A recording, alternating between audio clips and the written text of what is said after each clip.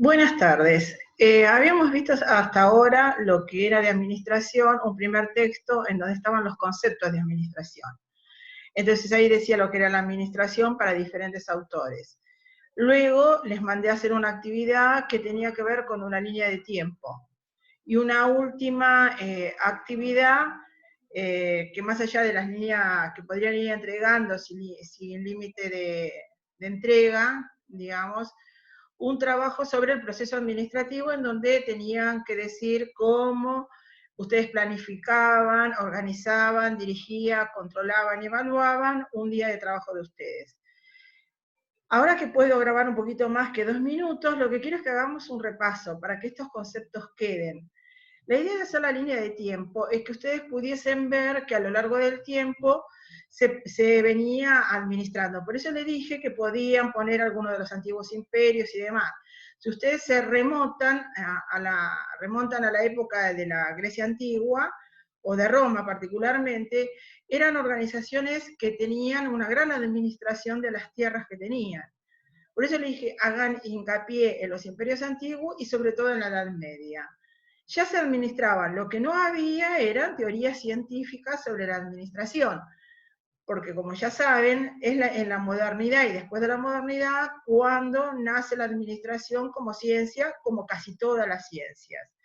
Entonces habíamos visto que en la antigüedad uno de los primeros que empezaron a organizarse y a planificar y a administrar fue el imperio persa, por ejemplo, o el imperio sumerio.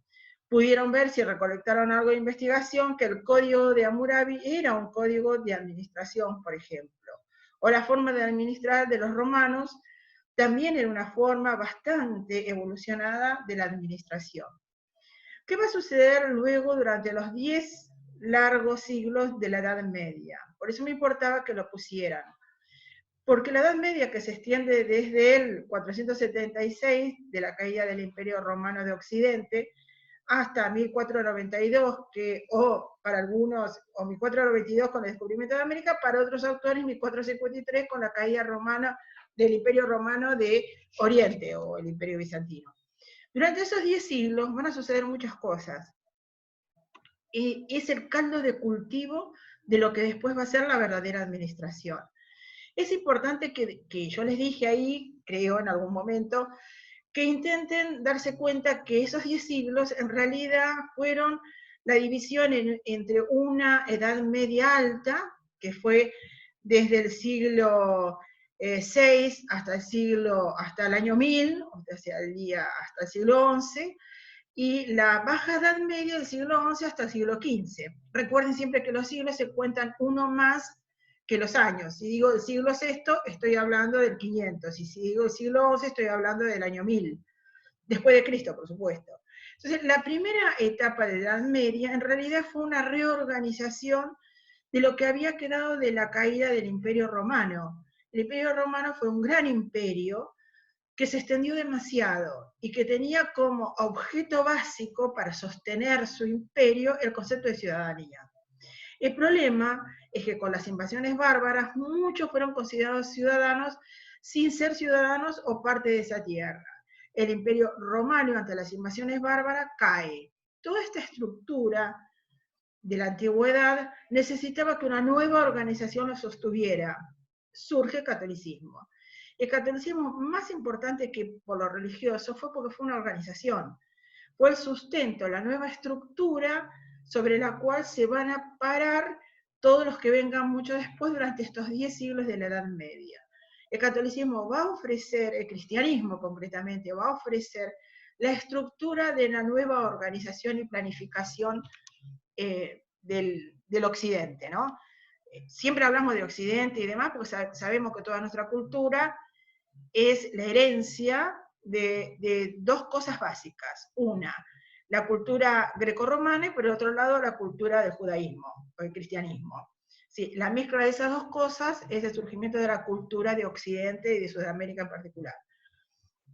No es que no estemos considerando los imperios de aztecas, incas o demás.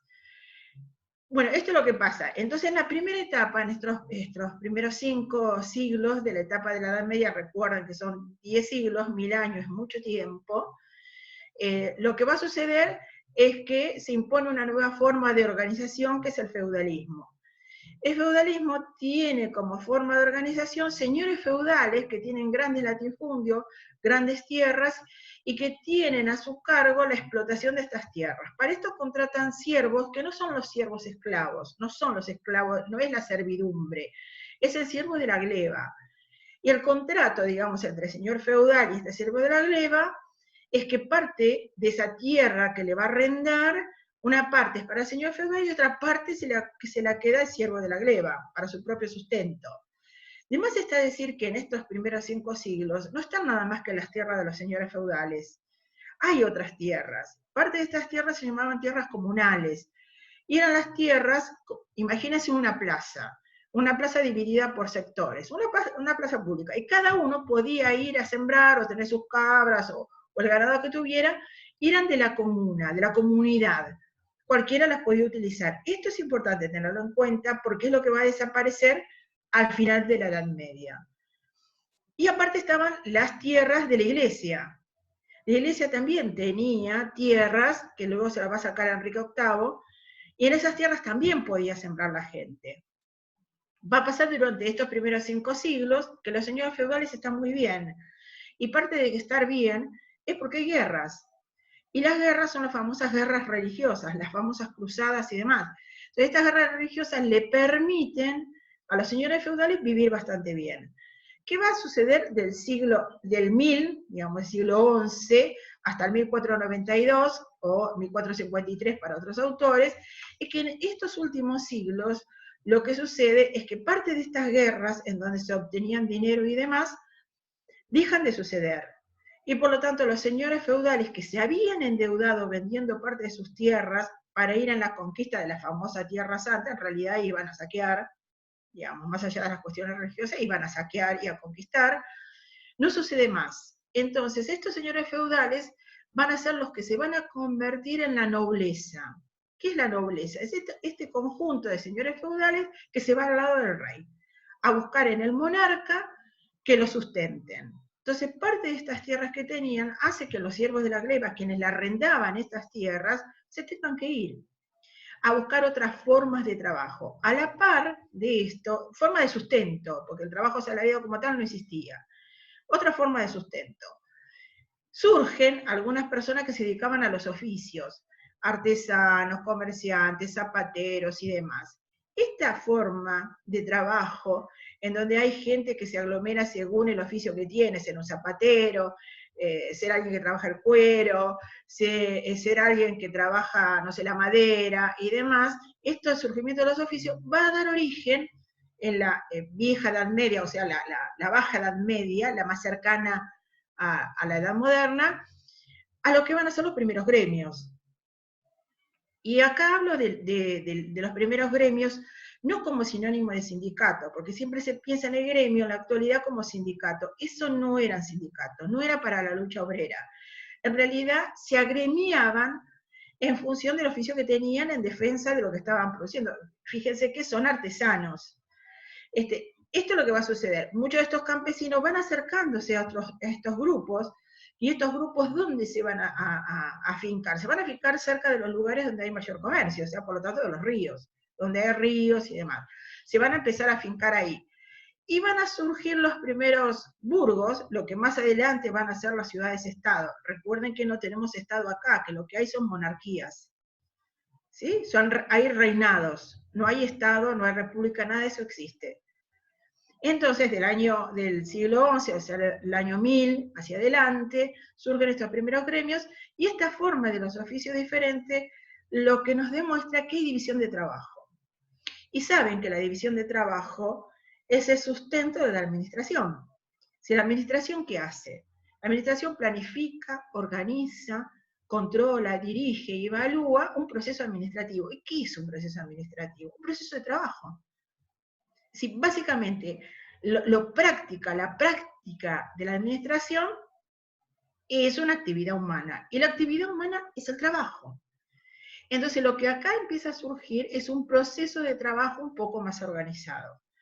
Vemos entonces que los señores feudales se van quedando, esto pasa siglos para que esto suceda, se van quedando sin sus tierras y se van acercando y constituyendo lo que va a ser la nobleza alrededor del monarca. A la par, empiezan a surgir los primeros gremios, los primeros oficios. Estamos terminando la Baja Edad Media, o sea, nos estamos acercando al siglo XV. Recuerden que el siglo se cuenta uno más que el año, o sea, 1453, para los que consideran la terminación de la Edad Media como la caída del Imperio Romano-Bizantino, o 1492 para los que consideran el descubrimiento de América. ¿Qué es lo que va a suceder ahí? Bueno, la primera cosa que ustedes ponen en los trabajos está muy bien, es que más adelante, 1 o 2 siglos más adelante, lo que van a surgir son los primeros telares y el uso de un recurso nuevo, ¿sí? Una energía nueva. ¿Qué es lo que van a usar? Las máquinas de vapor. Entonces, el uso de la máquina de vapor y la energía que van a usar primeramente es la leña, y el uso de la máquina de vapor permite el surgimiento de un trabajo mecanizado. Este trabajo mecanizado va a tener algunas cosas en contra y algunas cosas en favor. Las cosas en favor son para los que tienen las máquinas, o sea, los que tienen estas máquinas y pueden producir en forma acelerada sin recurrir tanto a la mano de obra. ¿Qué tiene de malo para los trabajadores? Que necesitan aprender a trabajar con las máquinas y que va a haber una gran oferta de mano de obra, que son estos siervos de la gleba que se fueron de los latifundios de los señores feudales y que están en búsqueda del trabajo. Ahora la pregunta es, esta forma de trabajo con estas primeras máquinas, estos primeros telares, estas primeras fábricas que van a surgir y la aglomeración de la gente que va a constituir 1 o 2 siglos más adelante las primeras ciudades-estado, y si se forman estas ciudades-estado, es que el dominio del monarca de sus tierras empieza a decaer, ¿sí? Y esto es importante, porque los primeros que van a hacer caer el dominio del monarca van a ser justamente estos primeros que tienen estas fábricas. ¿Quiénes son estos? Los burgueses. ¿Quiénes son los burgueses? Este grupo de gente que se juntó y que formó estos primeros comerciantes y formaron estas primeras máquinas. La pregunta es, ¿qué sistema va a surgir que le va a permitir la producción de máquinas y que va a ser lo que va a medir la administración en sus teorías científicas? Lo que surge es el capitalismo. Eso es lo que surge. Y es importante que se tenga en cuenta, porque el capitalismo no surge de la nada. ¿Sí? ¿De dónde viene? ¿Por qué en ese instante había tanta gente que se había quedado sin nada y no tenía nada para vender? Digamos, si ustedes se preguntan qué vendía un artesano, podía vender el zapato que había hecho, la mesa que había hecho, o lo que sea que había hecho a cambio de otra cosa. La forma de comercio era el trueque. Es decir, no teníamos otra forma de comerciar.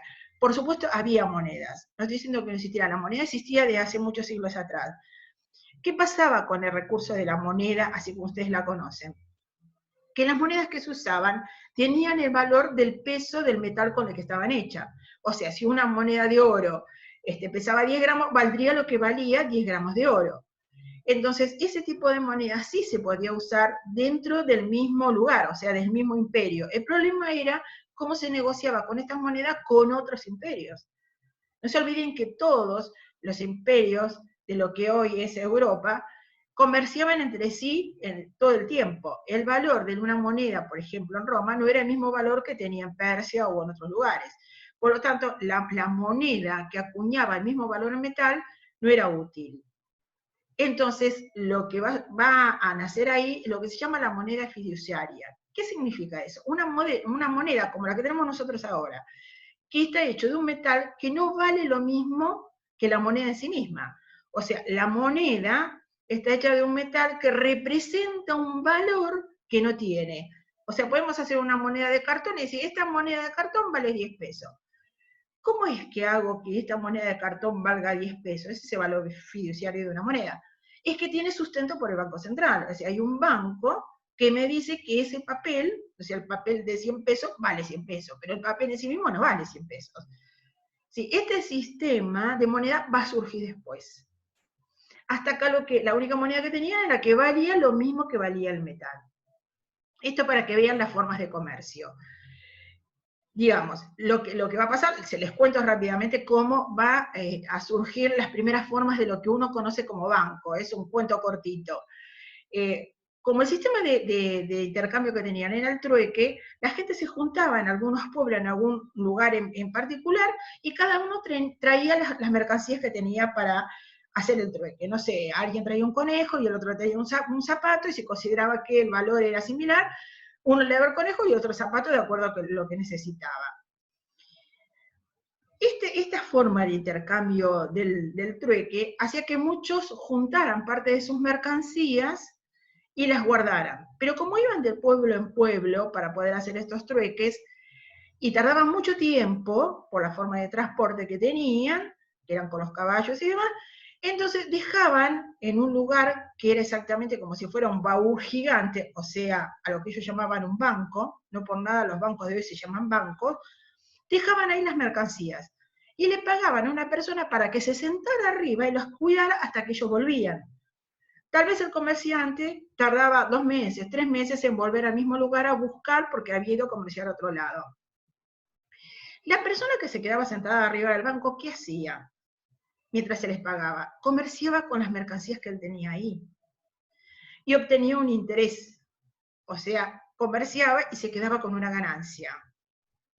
Ni más ni menos que esto es lo que ustedes conocen hoy como el banco, y esto se hacía en la época del trueque. De ahí sale la palabra banquero, que es el hombre que se sentaba arriba del banco, y ahí nace la idea del interés, de cobrarte porque vos me dejes a mí depósitos para que luego yo te los devuelva, y a cambio te cobro, y te cobro un interés por esa mercancía que me dejas, pero mientras vos te vas, yo, que no tengo nada, pero que soy el banquero, uso tu mercancía para poder comerciar con otro, y si todo me sale bien, yo gano, y nunca invertí nada. O sea, es la condición básica del comercio de los bancos, concretamente, así como surge. Bueno, a partir de esto, el capitalismo va a dar origen a esta forma nueva de administración. Porque, ¿qué va a suceder? Va a suceder que yo tengo un montón de mercancías que se producen en telares, porque han surgido las primeras fábricas, y necesito que se produzcan más y en forma organizada. Lo que va a pasar que en este nuevo sistema de producción de mercancías, lo que va a suceder es que quien produce la mercancía, o sea, el trabajador, se le va a pagar algo por lo que él produce, porque él no tiene nada. Lo único que puede hacer es vender su fuerza de trabajo, es decir, mi trabajo, lo que yo puedo hacer con los brazos. Puedo ir, sentarme en la máquina y hacer un zapato, hacer una rueda, no sé, hacer una mesa, hacer una silla. Mientras que el que tiene la plata, o sea, en este caso el burgués o el dueño de la fábrica, que es la clase que había en esa época, él tiene los medios de producción. ¿Qué son los medios de producción? Él tiene la fábrica. Entonces te pagamos a cambio de que vos hagas los zapatos, las mesas, o lo que sea que cada uno tenga que hacer. Esta es la primera relación en la producción de las mercancías. La pregunta es, ¿de dónde salió la plata de estos primeros mercaderes que van a constituir más adelante lo que soy un empresario? ¿De dónde surge? ¿Por qué ellos tienen eso y los demás no tienen nada? ¿Por qué los trabajadores solo tienen la fuerza de trabajo? ¿Y por qué el dueño de la empresa tiene plata para ponerse una empresita? O sea, un taller en esa época con la máquina a vapor.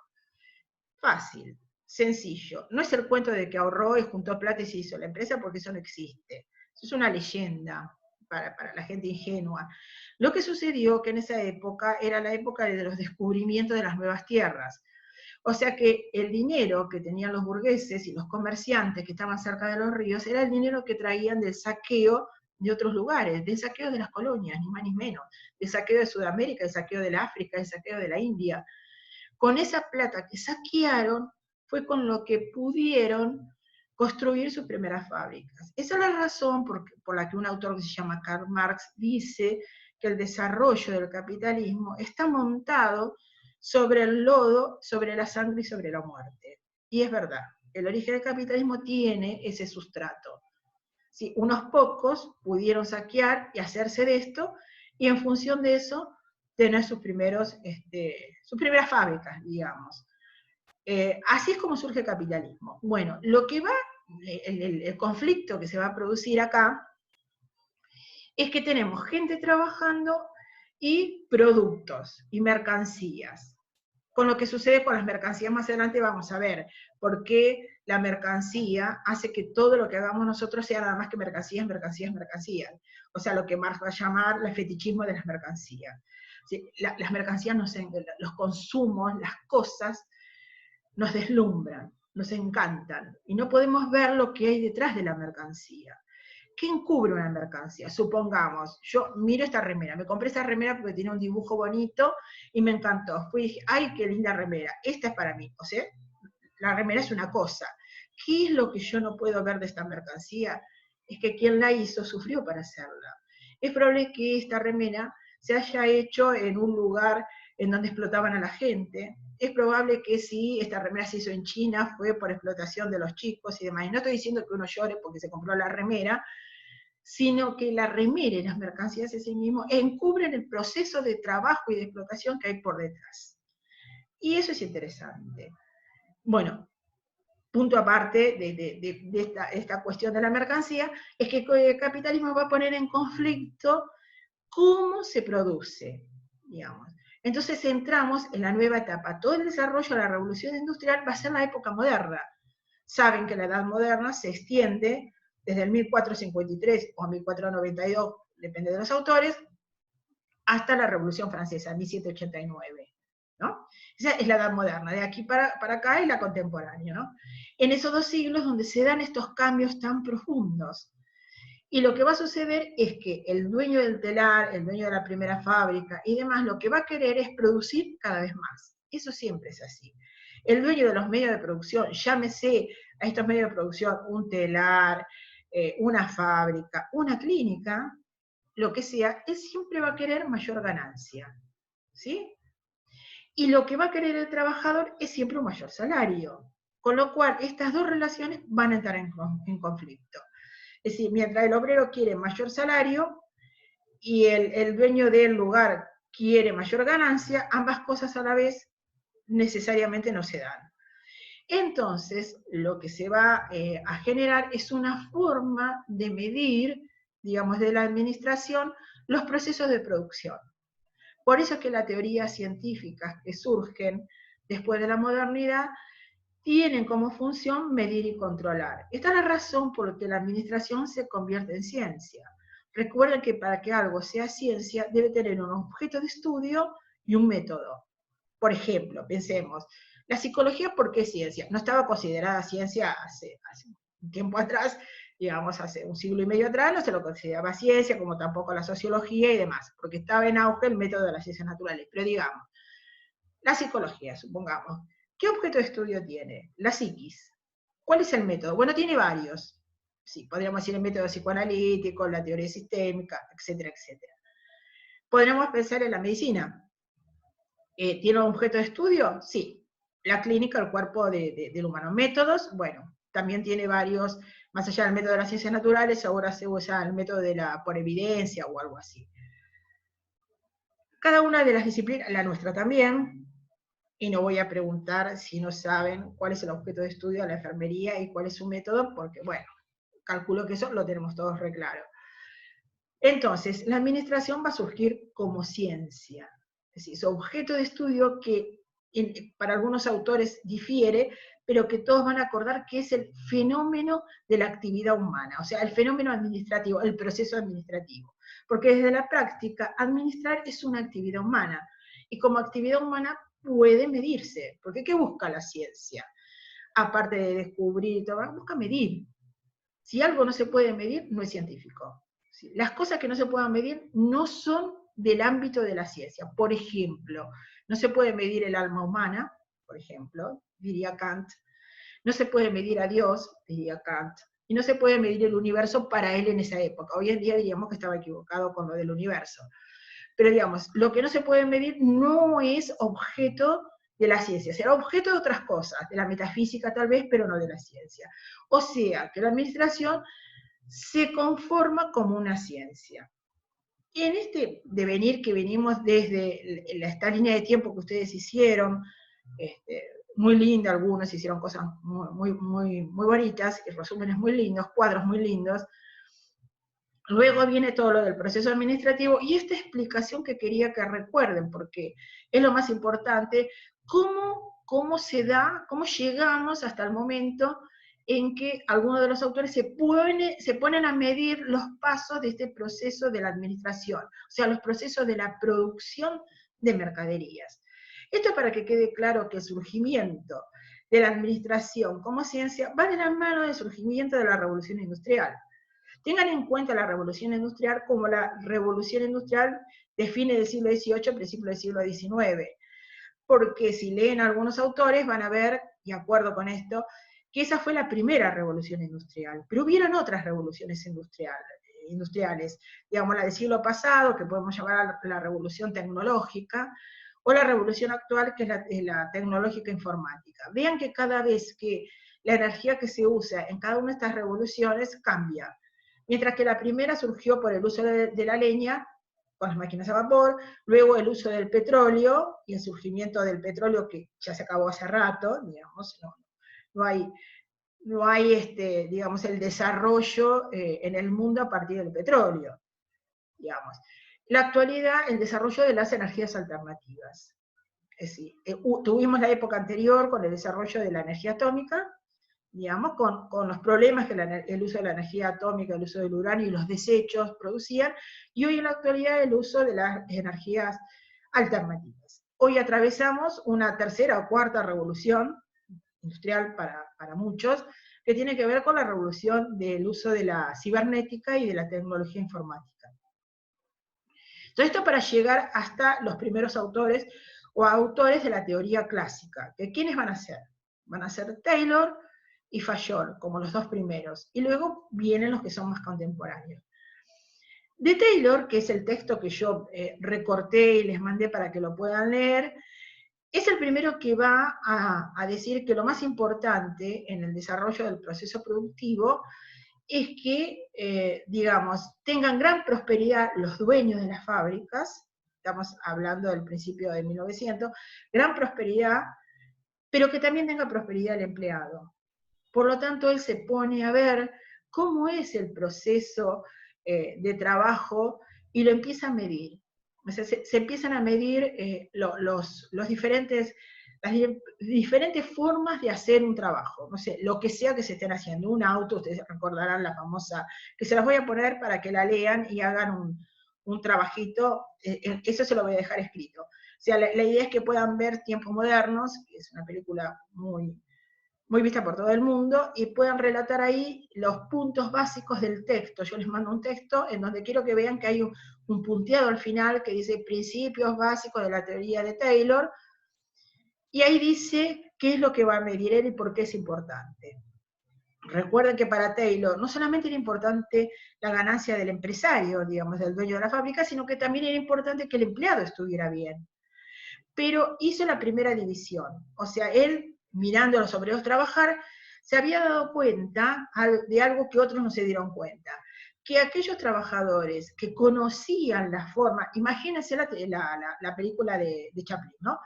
El empleado que sabía ensamblar bien y podía ensamblar varias piezas, no solamente un tornillo, ese producía muchas más piezas que el que producía el que no sabía hacerlo. O sea, lo que él se dio cuenta es que había obreros calificados y obreros no calificados. Los no calificados trabajaban menos que los calificados. De eso se dio cuenta. Se dio cuenta también que dentro del proceso de trabajo y de la agremiación de los trabajadores, había formas de hacer más lento el trabajo para no llevarse mal con los compañeros. Eso también lo vio. Y también vio que había un grupo de gente que podía dirigir a los trabajadores. Entonces estableció jerarquías.